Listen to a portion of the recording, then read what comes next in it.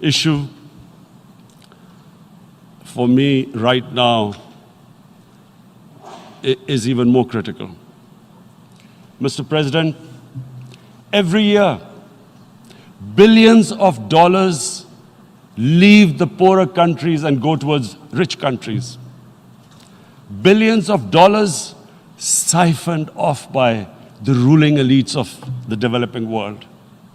And they find their way into Western bank accounts, offshore accounts, tax havens, expensive properties hidden behind companies bought in Western capitals. Mr. President, this is devastating the developing world. This is causing more poverty, debts.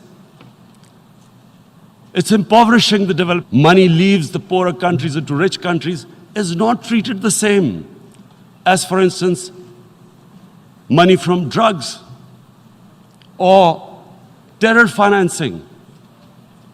The seriousness which terror financing and money from drugs, the way it is treated, it's not the same. The way the poor countries are being plundered by their elites. It's not happening. In my country, when I took charge of our government a year back, in the 10 years preceding that, our total debt went up 4 times. The debt we had accumulated in 60 years, just in 10 years, it went up 4 times. As a result, the total revenue we collected in 1 year, half of it went into debt servicing. How are we going to spend money on our human beings, 220 million people, when half the money is going into debt servicing? Because our country was plundered by the elites, the ruling elite. And easily they could get the money out. And corruption and money laundering located the properties of these corrupt leaders. We find it so difficult to retrieve it. That money, if we retrieved that money, we could spend on our human beings. But they are such, it's so difficult. The laws protecting these criminals. We do not have the sort of money to have expensive lawyers and spend millions and millions of dollars. We need help from the rich countries.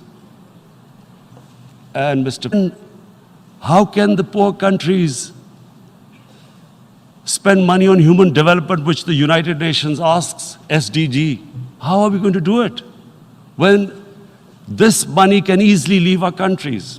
So, unless the rich countries intend to build walls to stop economic refugees coming as we see right now, they must take action.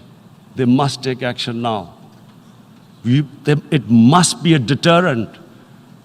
Corrupt ruling elites should not be able to take money out easily and park it into foreign bank accounts and into these properties abroad.